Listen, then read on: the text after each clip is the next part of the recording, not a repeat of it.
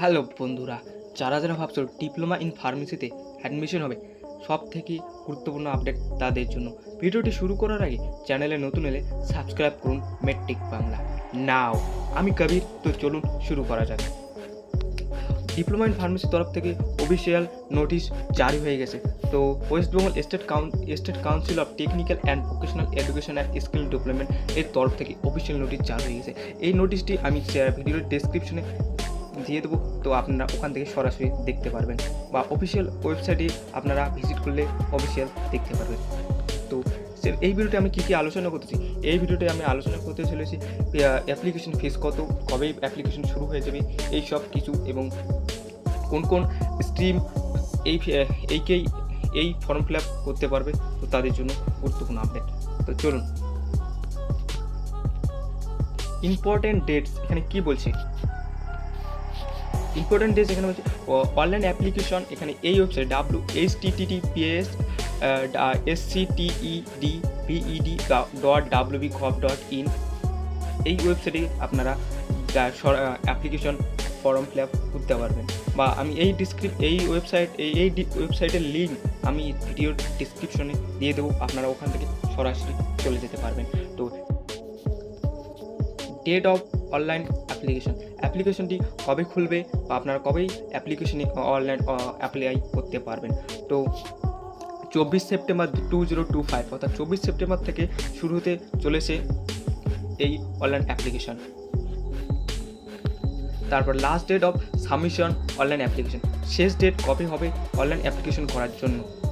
30 September online application করার জন্য, 30 October 2025, প্রায় আপনারা এক মাস পেয়ে যাবেন, এক মাসেরও বেশি পেয়ে যাবেন এই ফর্ম ফিল আপ করার জন্য। এরপর আমরা দেখব অনলাইন অ্যাপ্লিকেশন করার জন্য আপনাদের কি কি কোয়ালিফিকেশন থাকা দরকার, আর বা কারা বা এই অনলাইন অ্যাপ্লিকেশন করতে পারবে, বা কোন কোন স্ট্রিম এই ফর্ম ফিল আপ করতে পারবে তাদের জন্য। এলিজিবিলিটি ক্রাইটেরিয়া, তো কারা এই ফর্ম ফিল আপ এলিজিবল তাদের জন্য, তো চলুন দেখে নিন। ডিপ্লোমা ইন ফার্মেসির জন্য আপনাদের এডুকেশন কোয়ালিফিকেশন কী থাকতে পারে। আপনাদের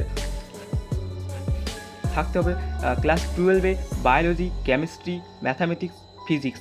বায়োলজি অথবা ম্যাথামেটিক্স আপনাদের যে কোনো একটা থাকলে আপনারা করতে পারেন, বা বায়োলজি, কেমিস্ট্রি, ফিজিক্স, ম্যাথামেটিক্স বা চারটেই থাকলে আপনাদের, তাও আপনারা অ্যাপ্লাই করতে পারবেন। আর কারা অ্যাপ্লাই করতে পারবে না, candidate passed higher secondary examination or equivalent examination in vocational stream, অর্থাৎ vocational stream are not eligible, অর্থাৎ ভোকেশনাল থেকে যারা 12 পাস করেছো তাদের জন্য এই ফর্ম, অর্থাৎ ডিপ্লোমা ইন ফার্মেসি তাদের জন্য নয়। এরপর আমি আলোচনা করেছি অনলাইন অ্যাপ্লিকেশন প্রসিডিওর। তো অ্যাপ্লিকেশনটি সম্পূর্ণ অনলাইনে হবে, অ্যাপ্লিকেশন মোড অফ অ্যাপ্লিকেশন অনলাইনে হবে। অ্যাপ্লিকেশন ওয়েবসাইট আমি আগে বলে দিয়েছি, sctedbed.wbgov.in এই পোর্টালে আপনারা সরাসরি গিয়ে অনলাইন অ্যাপ্লিকেশন করে দেবেন। আপনারা যদি আমার ভিডিওতে যদি আপনারা 100টা লাইক করে দেন, তাহলে অনলাইন প্রসিডিওর কীভাবে করতে হয় আমি সম্পূর্ণ প্রসেস স্টেপ বাই স্টেপ আপনাদের নিয়ে একটি ভিডিও বানিয়ে দেবো তোমাদেরকে। মেরিট লিস্ট কীভাবে তৈরি হবে, মেরিট লিস্ট তৈরি হবে আপনাদের ক্লাস 12-এর মার্কস বেসিসে তৈরি হবে। রিজার্ভেশন, কারা কত পার্সেন্ট করে রিজার্ভেশন পাচ্ছে, SC, ST, OBC, OBC B, OBC A, OBC B, physical handicap, তারা কত পার্সেন্ট রিজার্ভেশন পাচ্ছে সে নিয়ে একটু দেখছি। ডিটেলস অফ রিজার্ভেশন, 22% পাচ্ছে এসটি, 6% পাচ্ছে এসটি, আর ম্যাক্সিমাম 5% টু টোটাল, অর্থাৎ ফিজিক্যাল হ্যান্ডিক্যাপটা ম্যাক্সিমাম 5% পাবে, আর বাকিরা জেনারেল, আর বাকিরা যেটা থাকছে বাকিরা। এরপরে আমরা দেখতে পাচ্ছি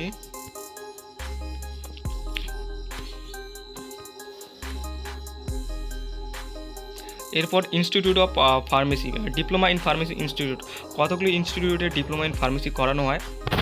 প্রথমে বীরভূম, কোচবিহার, দার্জিলিং, হুগলি, কলকাতা, পূর্ব মেদিনীপুর। তো বীরভূমে শ্রী রামকৃষ্ণ শিল্পা বিদ্যাপীঠ, এখানে গভর্নমেন্ট, এটা গভর্নমেন্ট বীরভূমে অবস্থিত। তারপরে কোচবিহার পলিটেকনিক, কোচবিহারে অবস্থিত গভর্নমেন্ট ফার্মেসি কলেজ। তারপর দার্জিলিংয়ে থাকছে দার্জিলিং গভর্নমেন্ট পলিটেকনিক কলেজ, এটা ডাবগ্রামে অবস্থিত, দার্জিলিং শিলিগুড়ি। তারপরে হুগলিতে ওমেন্স পলিটেকনিক কলেজ, এটা শুধুমাত্র ওমেন্স যারা মহিলারা তারাই অ্যাপ্লাই করতে পারবে, এটা হুগলিতে অবস্থিত, এটাও গভর্নমেন্ট। আর তারপরে কলকাতাতে জ্ঞানচন্দ্রা ঘোষ পলিটেকনিক, এটা কলকাতাতে অবস্থিত। আর একটা অ্যাট লাস্ট থাকছে পূর্ব মেদিনীপুর কন্টাই পলিটেকনিক কলেজ, এটা গভর্নমেন্ট, এটাও থাকছে 6 নম্বর। পশ্চিমবঙ্গে টোটাল আপনারা দেখতে পারবেন টোটাল ছটা পলিটেকনিক কলেজ আছে, তার মধ্যে বীরভূম, কোচবিহার, দার্জিলিং, হুগলি, কলকাতা অ্যান্ড পূর্ব মেদিনীপুর। এরপরে আমরা দেখব কতগুলো সেলফ ফাইন্যান্স অর্থাৎ প্রাইভেট কলেজ কতগুলো আছে পশ্চিমবঙ্গে। এখানে দেখতে পারবেন নর্থ চব্বিশ পরগনা, নর্থ চব্বিশ পরগনাতে অনেকগুলো থাকছে। এখানে দেখতে পারেন এক হিসাবে সিরিয়াল অনুযায়ী দেখতে পারেন, এখানে অনেক আছে। তো এইভাবে স্ক্রল করছি, একটু দেখছি।